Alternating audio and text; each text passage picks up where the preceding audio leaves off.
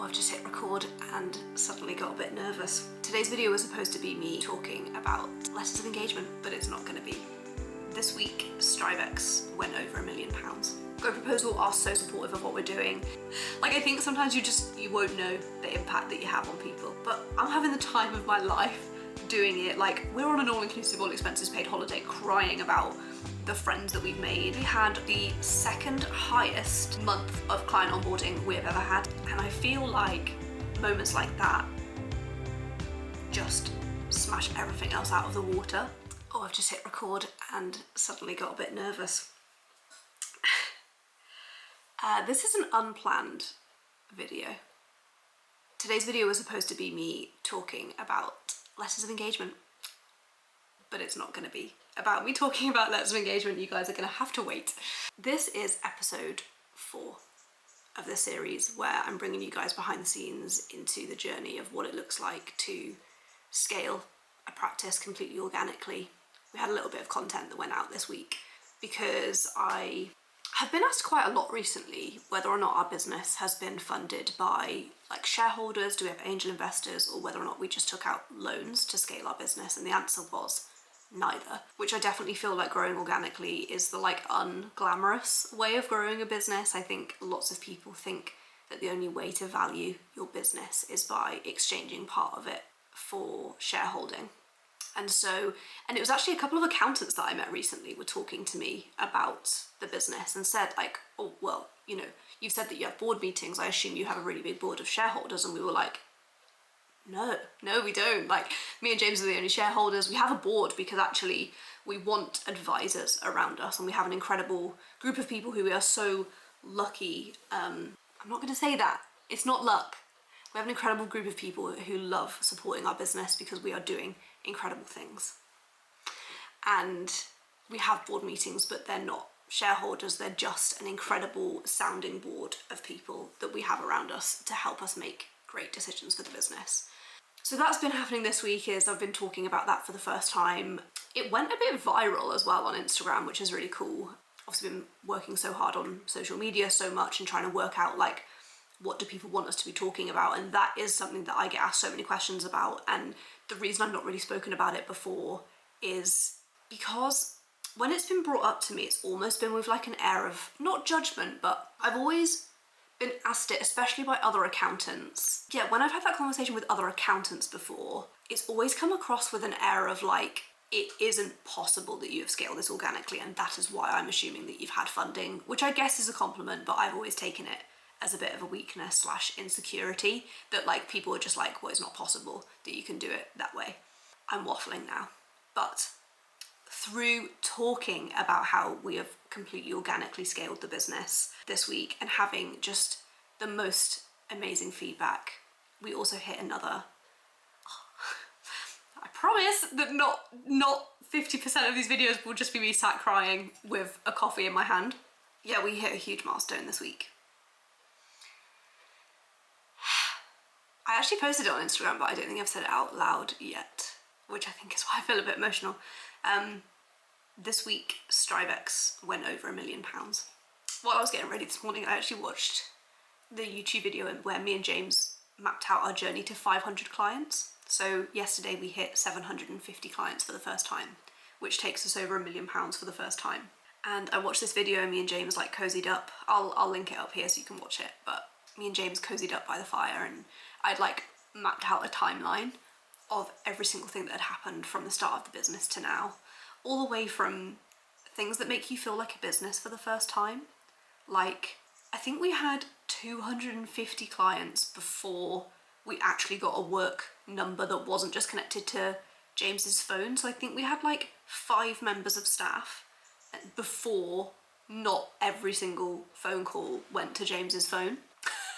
Which is hilarious. Yeah, and like since the last time we spoke, just so much has happened, and I just wanted to park the technical chat because for me, this partnership with GoProposal is about so much more than using their software, and it's about the opportunities that it's given me as a practice owner. Oh my god, why am I crying about GoProposal? This partnership is so much more than software, and it was so much about just having the opportunity to like tell our story of not taking out big loans, not getting angel investors, like doing it completely organically, doing it in a way that's like led by us, by our hearts, and like being exceptional employers.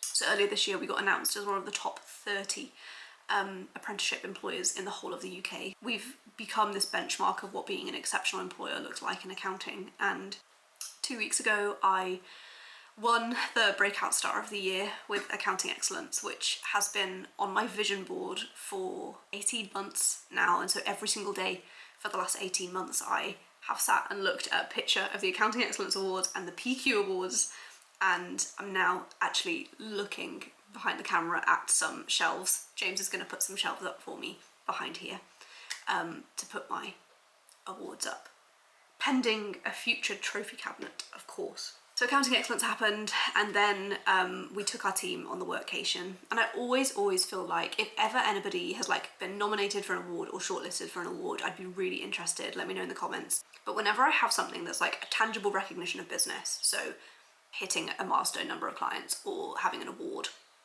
something always happens in very close succession to that is completely intangible, that makes me be like, this is what it's about.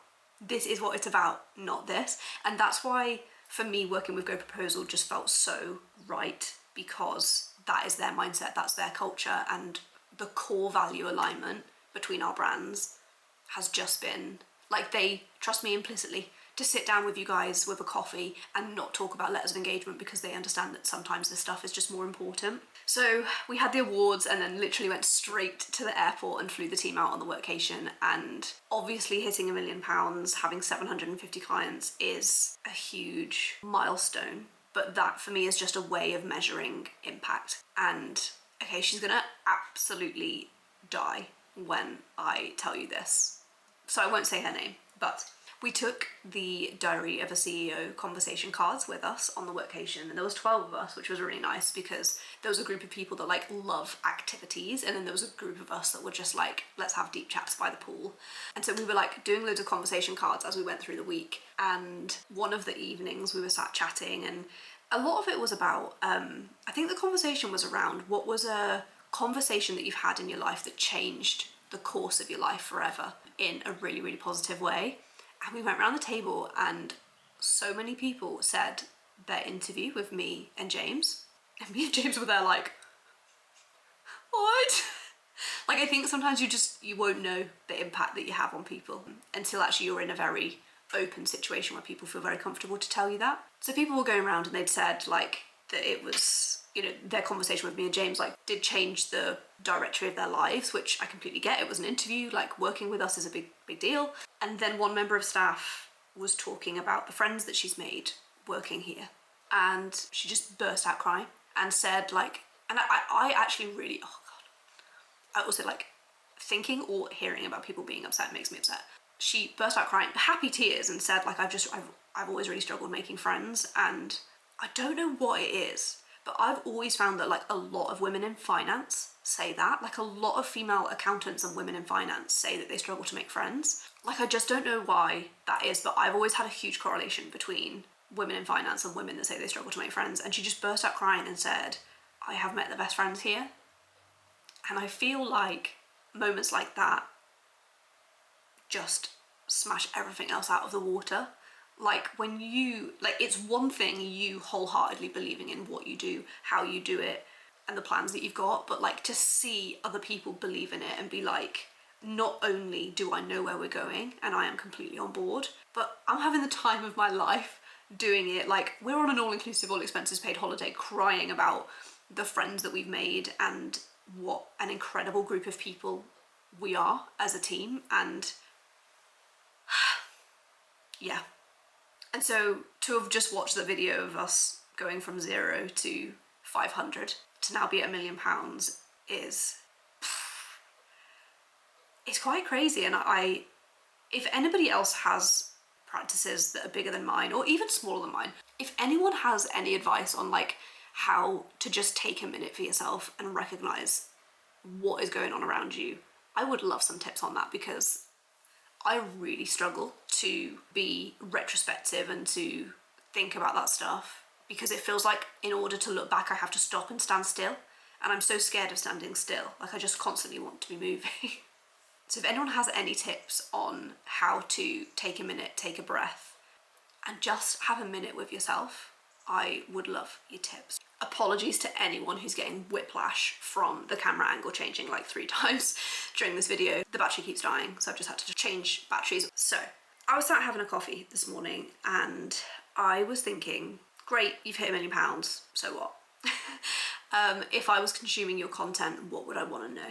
And so I'm going to run you through the best bits and the worst bits of doing this over the last 3 years, because I do not want anybody to think that this journey is shiny and aesthetic and that it is a smooth line and it's been possible to do this and maintain absolutely perfect mental well-being and a personal life and all of those things.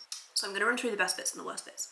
Before I do that, I want to give you a GoProposal update because this video is very kindly sponsored by GoProposal.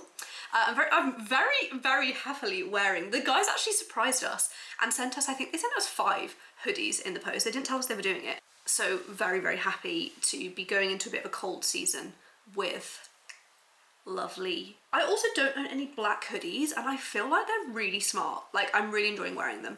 So last time we spoke, we were sort of just pulling together the final touches of our proposals, and I am so happy to tell you that for the last 3 weeks, we have been sending out proposals with GoProposal. I actually was messaging the team. I think I sent them an email at like midnight being like, we just had our first proposal accepted.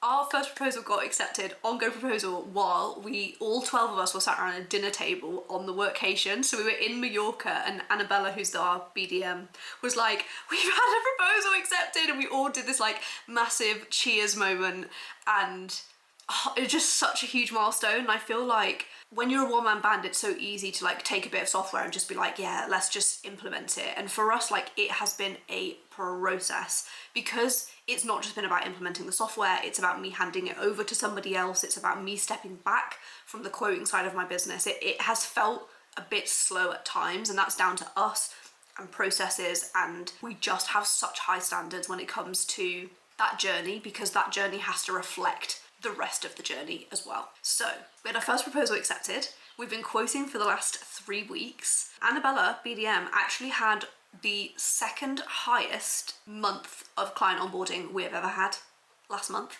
She's obviously now terrified that it was a complete fluke because she has imposter syndrome. She's terrified that it was a complete fluke and was nothing to do with her. Obviously, everybody around her knows that that is completely incorrect, but it's been so interesting. Like, I, in one of these videos, want to run you through our internal reporting because we have a weekly business report that comes to me and James every single week. We now have board packs that get fed into our board meetings, which, again, to be saying that when 3 years ago it was me and James on the dining room table, like, oh, can I just buy this bit of equipment? Like, there's no purchase orders or budgets or anything like that. It was just like, can we pay our mortgage and what is the plan for tomorrow? That was it. Now we have like board packs that come into board meetings and weekly business reports, and the improvement of the quality of the information that's being reported to us so that we can make really high level decisions is just fantastic. So yeah, so we had a really good month last month, and then obviously that has then resulted in us hitting 750 for the first time. Normally, after we hit a lovely round number, my lovely husband James does a cull of all of our red flags. So we have a red flag system within our CRM software, so any team member can red flag a client. I am really proud of this. So as somebody who trained at a practice where it was the customer is always right vibes, we just didn't have clients that spoke to us in a nice way. A lot of the time they were very rude, very demanding, and one of our core values is about how clients treat the team, and when clients choose to work with us, they actually accept our core values. And so any team member can red flag a client, and it could be things like maybe they've booked a meeting with that team member but like cancelled it more than once with like no reasonable explanation. Like, not valuing our time is a red flag. It could be that they are constantly querying fees, red flag. It could be that they're just rude. I know obviously for a lot of people like finances is very, very stressful, but actually we're here to help you. We're on your team and we are the people who can literally make this better for you. So we have had it before where clients just don't speak to the team in a very nice way. And we don't just like straight red flag people. We'll always get in touch with them and actually say, I'm getting in touch to let you know that a team member has actually red flagged you for this reason. There's two options now. Either you can find someone who will accept you doing X, Y, Z, or if you're happy to continue working together, like this is what we need from you. And most of the time it actually results in people being like, I'm so sorry, I was really, really stressed, or whatever it is. It normally results in them being like, just really embarrassed, I'm really, really sorry, I was really, really stressed.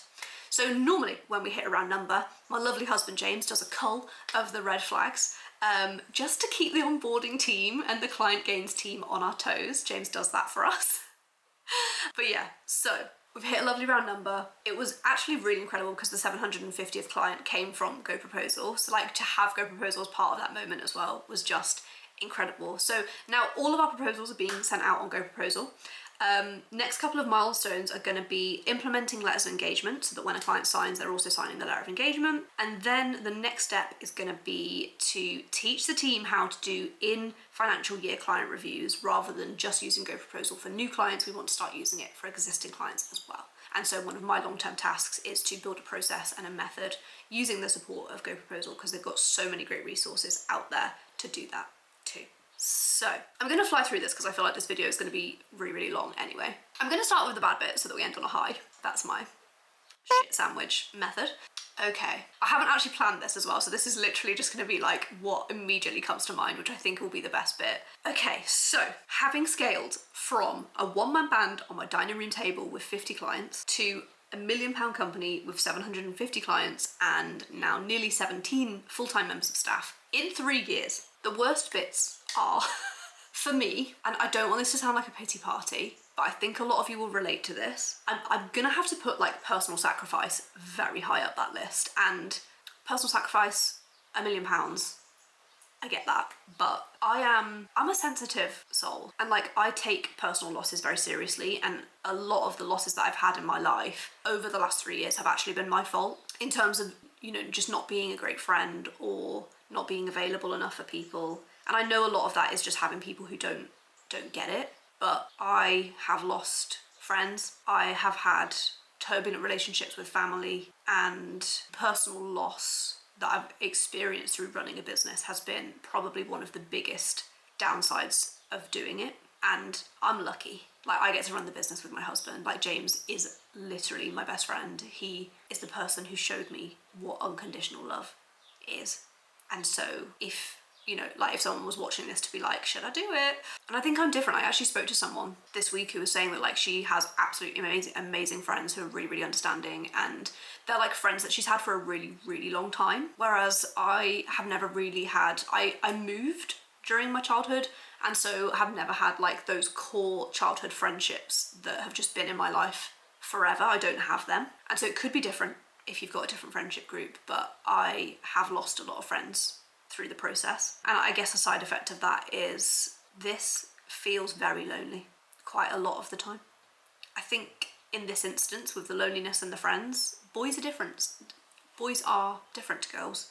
James has a best friend, he appears on the channel quite a lot, Scott, who comes and they play Xbox and James plays football, but like none of that involves like deep chats and deep conversations about how you feel or what you're going through. And I think for me as a woman, like that's how I love spending my time, is deep chats, deep conversations, like sleepover vibes. And for me, I've either had friendships that have become quite distant because I am busy. I'm so busy, and that's what I mean about like any friendships that I've had or lost or become distant from have been my fault. Like I am so busy. Oh, I feel a bit emotional. I'm so busy. And like I'm a twin sister who has always been my best friend, and I like just constantly feel like I am letting her down. Just so busy all the time, and I'm very lucky, like me and James are obviously going through it together, but there's still been moments like I was moonpigging his birthday card this year, the day before his birthday, because I was so busy. Like that was our first birthday together as a married couple, and I was moonpigging a next day delivery card because I just didn't even have time to think about his birthday. And that was a huge turning point for me, that moment was huge. And that was a moment that in the moment, I knew I'd remember that moment for the rest of my life. But to be this busy and to be like, to have a diary as crazy as mine, like I'm on tour for the month of October, I'm literally traveling the UK doing speaking events. The mental load of like, even when you do have downtime, the last thing I want to do is sit on my phone going through like WhatsApps and stuff. And they're great WhatsApps, but like, I don't want to just send someone a half-assed text back that's like, hey, yeah, good, are you? When the reality is like, I'm not good. Like, I'm busy, I'm good, like business is good, I'm great, but like so much stuff goes on behind the scenes. I want time to like actually properly talk to people about what's going on in my life, and I feel like I just don't have that, which then results in me feeling very distant from them and they feel distant from me, and it's just hard. Like the amount of time it takes to run the business, and then when you add on top of that the mental load of running a business, there's stuff that you just can't shake off at the end of the day. Like I'm literally looking at my WhatsApp notifications on my computer. I have 57 unread WhatsApps, and that is like standard for me. And normally once a week I'll go through them and clear them. But because I have like, by the time it gets to the week, I'll have like 80 unread WhatsApp notifications. By the time it gets to that point, that's not fun. Like that is a chore. That becomes a chore to me to do that. And like, that's not how I want to feel about friendships. This is becoming a TED talk about losing friends and feeling like a terrible person. But yeah, I'd say for me, the biggest one is personal loss, personal sacrifice, and yeah, other bad bits. Oh, people. One of the worst bits of running a business is people. And like the bigger the business gets, the more people you have to deal with. And the busier an accountancy practice gets, the less accountancy you do and the more people-y your life and your job gets. So whether it's clients or staff or recruitment or growing an online brand, there's 42,000 people that have access to me on a daily basis, like all just coming into your stratosphere. People. As an accountant, I love being able to reconcile things and feel in control, and people just do not behave in the way that you expect them to, want them to. People. One day, there will be a day where I can sit down and talk to you about HR. But I'll probably be breaching many HR laws, and so I won't be able to. But HR is one of the bits that I wish I could talk about more, because wow is all I'm gonna say. Also, you're catching me at like a bad HR moment, so please dilute that a little bit. A little pinch of salt on that one. But yeah, wow. Okay, those are the bad bits. The good bits are, I was at a speaking event yesterday on this tour, and somebody queued up to speak to me and like have a photo taken with me. And I was like, oh cool, do you own your own practice? Because it was an event for people that own their own practice. And she was like, no, my neighbour over the road owns their own practice, but I asked her if I could come today to meet you. And I was like, what? And she said, I'm doing AAT level 3, I've got a job in practice, but I just wanted to let you know that I came across you on TikTok last year and I decided to be an accountant because I found your content. And we both just started crying. Like, I think I will never be able to comprehend the impact that the business has, but also the content has. Like, content is something that spreads a lot wider than clients and team. And we now have 2 members of staff who actually decided to become accountants because they found my content and because that what made them want to be an accountant. And like, that's what led on to it. So I think and sometimes I get snippets of it, like moments like that, or at Accountex where people are like queuing up to have their photo taken with you and have conversations with you and just talk to you about how you've impacted them and their life. Like, that is definitely one of those moments for me where I'm just like, wow. And it's all normally so intangible. Like, I can't normally see it or feel it or touch it. And so there's moments like that where you're like, this is real. And there is so much mission behind what I do online. And it's always for younger Rachel who didn't have, I didn't come from a dining room table where like deep financial conversations were happening, or I didn't think that I could have a career in professional services. And I was a free school meal kid, a charity shop kid. And for me, young Rachel is my target audience. And so moments like that are just incredible. The moment that I said earlier about people the team, finding friends for life in our workplace, because we recruit based on values and core values and mission, and we're so mission driven. Like, I can guarantee when I hire someone else, like we've literally got someone new starting in a couple of weeks, and I've said to certain people, like, you are going to get on with them so well. And because we have this absolutely solid foundation of values, when someone new starts, I just know they're all going to get on. So that is just incredible. And like knowing that they are taking stuff away for the rest of their life, I love that. Obviously, we're now at 16 people who are all studying towards professional qualifications that we are fully funding.